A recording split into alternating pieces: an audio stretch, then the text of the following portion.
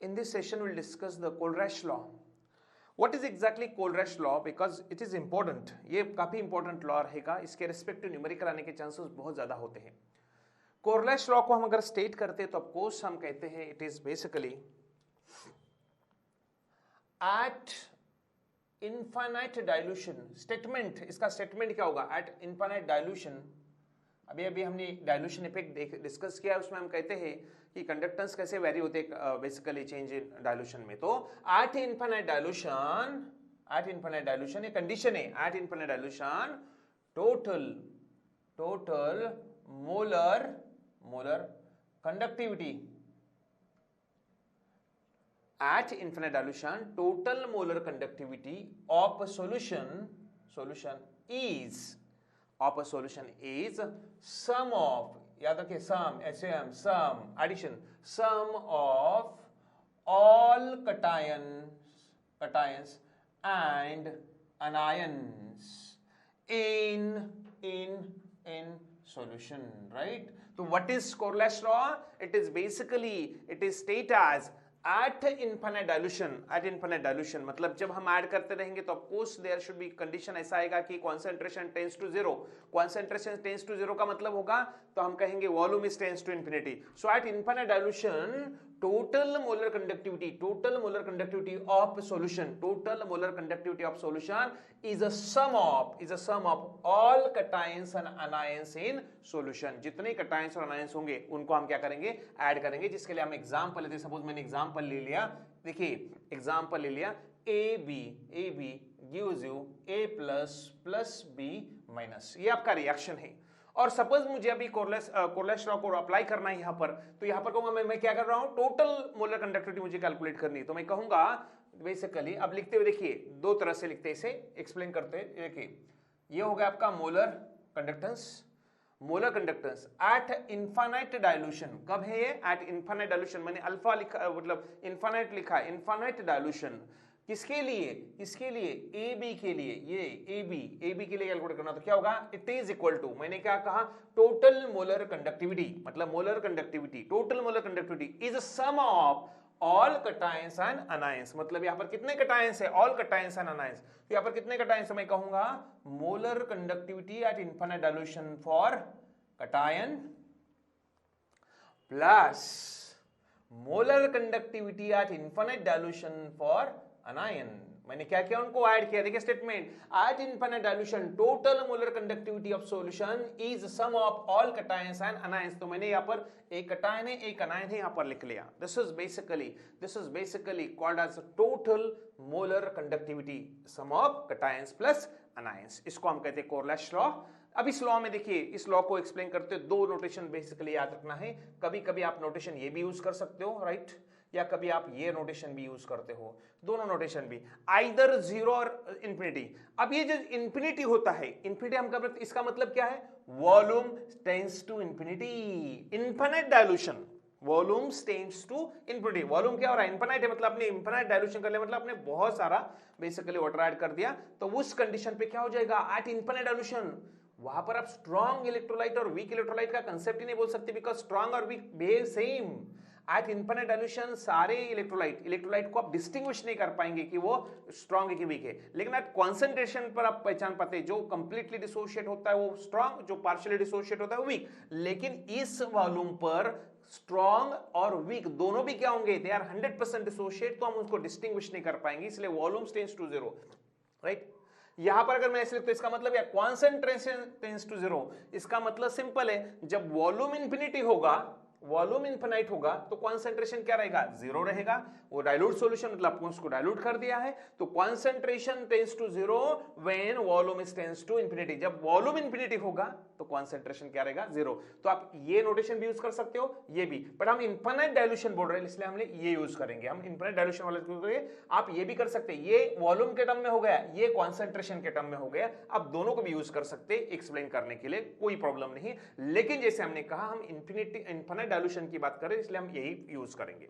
चलो अभी हम किसी फॉर एग्जांपल, तो हमने क्या कहा, what is Kohlrausch law, it is at infinite dilution total conductivity is the sum of all cations and anions, तो हम ऐसा लिखते हैं, राइट। ये हो गया, एक एग्जांपल पर लिखते हैं, एक एग्जांपल लेके लिखते हैं। चलो फॉर एग्जांपल सपोज यहां पर यूज करते हैं, अभी थोड़ा सा कंपैरिजन भी करना है किसी के साथ हमें। चलो कौन एग्जांपल लेते हैं, NaCl का मोलर कंडक्टेंस निकालते हैं, टोटल मोलर कंडक्टिविटी। तो कैसे निकालेंगे, हमें पता है NaCl क्या होगा, स्प्लिट इनटू Na++Cl-। मैं यहाँ पर स्प्लिटिंग भी लिख देता हूँ, Na++Cl-, मतलब एक कैटायन बन रहा है, एक अनायन बन रहा है। तो आपको इसी की तरह हम लिख सकते हैं मोलर कंडक्टिविटी या total molar conductivity at infinite dilution of NaCl का क्या होगा, इट इज अ सम किसका होगा, molar conductivity at infinite dilution of sodium ion, में ब्रैकेट में लिखता हूं ताकि याद रहे, plus molar conductivity at infinite dilution of Cl-। ये आपका मोलर कंडक्टिविटी का फंडामेंटल हो गया, ये मोलर कंडक्टिविटी का। अगर इसी को मुझे इक्विवेलेंट कंडक्टेंस में लिखना है, इक्विवेलेंट कंडक्टेंस में अगर लिखना है तो मैं कैसे लिखूंगा, इक्विवेलेंट कंडक्टेंस का फार्मूला क्या होगा, देखिए चेंज करो मैं इधर, इक्विवेलेंट कंडक्टर लैम्डा ई, अब ई लिखा मतलब इक्विवेलेंस, एम लिखा मतलब molar, at infinite dilution of NaCl is equal to lambda infinity ई एट, मतलब for sodium ion plus infinity for Cl- ion, right. यहां पर तो कोई डिस्टिंग्विश नहीं हो रहा है, कोई प्रॉब्लम नहीं, यहां पर आप समझ सकते। दूसरा एग्जांपल लेते, फॉर एग्जांपल मैग्नीशियम क्लोराइड की बात करते, तो ऑफ कोर्स मैग्नीशियम क्लोराइड कैसे स्प्लिट होता है, मैग्नीशियम क्लोराइड स्प्लिट होगा Mg2 प्लस Cl2Cl-, राइट। तो इसका टोटल मोलर कंडक्टिविटी कैसे लिखेंगे, तो ऑफ कोर्स देखिए यहाँ पर चेंज क्या हो रहा है, यहाँ पर देखिए, तो ऑफ कोर्स यहाँ पर हम लिखेंगे मोलर कंडक्टिविटी या total molar conductivity of MgCl2 is equal to, right, molar conductivity at infinite dilution of magnesium 2+ ion plus 2, ये 2 लेना जरूरी है, 2 into molar conductivity at infinite dilution of Cl-। So यहां पर क्या लिया मैंने स्टोइचियोमेट्रिक कोएफिशिएंट को कंसीडर किया, क्योंकि ऑफ कोर्स हम कह रहे हैं, इसका मतलब क्या है कि एक मोल MgCl2 जब ब्रेक होगा तो उससे Cl2 कितने बनेंगे, Cl- कितने बनेंगे, 2Cl2- मोल बनेंगे, मतलब 1 स्प्लिट इनटू 2 आयंस। यहाँ पर MgCl2 इसका मतलब इसका एक मोल, इसके 2 मोल में, ये अगर X लेता हूं, इसका कॉन्सेंट्रेशन अगर मैं X लेता हूं, तो यहाँ पर Cl- का कॉन्सेंट्रेशन क्या रहेगा, twice X, right, because of course 2 मोल बन रहे हैं वहां पर, सो X is converted into twice X, right, ये याद रखना है। यहाँ पर स्टोइचियोमेट्रिक कोएफिशिएंट को मैंने यूज किया है for calculating the molar conductivity use कर calculate, total molar conductivity calculate करते हुए मैंने स्टोइचियोमेट्रिक कोएफिशिएंट को कंसीडर किया है। लेकिन वही मैं जब मैं इक्विवेलेंट कंडक्टेंस लिखता हूं, equivalent conductance at infinite dilution for magnesium chloride, तो इसको लिखते हुए सिंपल आपको क्या करना है, आप लिखेंगे molar equivalent conductance, right, equivalent conductance of Mg2 plus equivalent conductance at infinite dilution for Cl-। इसका मतलब अगर इन दोनों को देखते हो तो क्या होता है, जब आप इक्विवेलेंट कंडक्टेंस ऐड कर रहे हो या जब आप इक्विवेलेंट कंडक्टेंस कैलकुलेट कर रहे हो, तब आपको स्टोइचियोमेट्रिक कोएफिशिएंट को कंसीडर करने की जरूरत नहीं है। यहां पर आपने कहीं भी स्टोइचियोमेट्रिक कोएफिशिएंट यूज किया क्या, नहीं, and this is because law of chemical equivalence. What is law of chemical equivalence, law of chemical equivalence कहता है जब एक कंपाउंड ब्रेक होता है तो एक ही कंपाउंड बनता है, मतलब एक कंपाउंड ब्रेक होगा तो एक ही प्रोडक्ट, मतलब एक रिएक्टर ब्रेक होगा तो एक ही प्रोडक्ट फॉर्म होगा। इसका मतलब यहां पर according to the law of chemical equivalency, one break one form. इसका मतलब क्या है कि इक्विवेलेंस कंडक्टेंस कैलकुलेट करते हुए, टोटल इक्विवेलेंस कंडक्टेंस कैलकुलेट या टोटल इक्विवेलेंस कंडक्टिविटी कैलकुलेट करते हुए स्टोइचियोमेट्रिक कोएफिशिएंट को लेने की जरूरत नहीं है, लेकिन मोलर कंडक्टेंस कैलकुलेट करते हुए स्टोइचियोमेट्रिक कोएफिशिएंट लेने की जरूरत होगी। तीसरा एग्जांपल अगर लेते हैं आप लोग, राइट, यहां पर लेते हैं AlCl3 की अगर बात करते हैं, या AlCl3 लेने से जगह पर दूसरा लेते हैं, सारे क्लोराइड के एग्जांपल हो रहे हैं, तो दूसरा लेते हैं, फॉर एग्जांपल एल्यूमिनियम सल्फेट का एग्जांपल लेते हैं। ये एल्यूमिनियम सल्फेट का फार्मूला है, तो एल्यूमिनियम सल्फेट क्या होगा, aluminium sulphate Al2SO4 thrice split कैसे होगा, 2Al प्लस 3SO4 2-, ये एल्यूमिनियम सल्फेट है। तो अब इसका मोलर कंडक्टिविटी कैसे लिखेंगे, बड़ा सिंपल है, स्टोइचियोमेट्रिक कोएफिशिएंट यूज करने यहां पर, तो हम कहेंगे मोलर कंडक्टिविटी एट इन्फिनिट या total molar conductivity eight infinite dilution for किसके लिए Al2SO4 क्या होगा इक्वल टू, अब यहां पर 2 है, 2 इंटू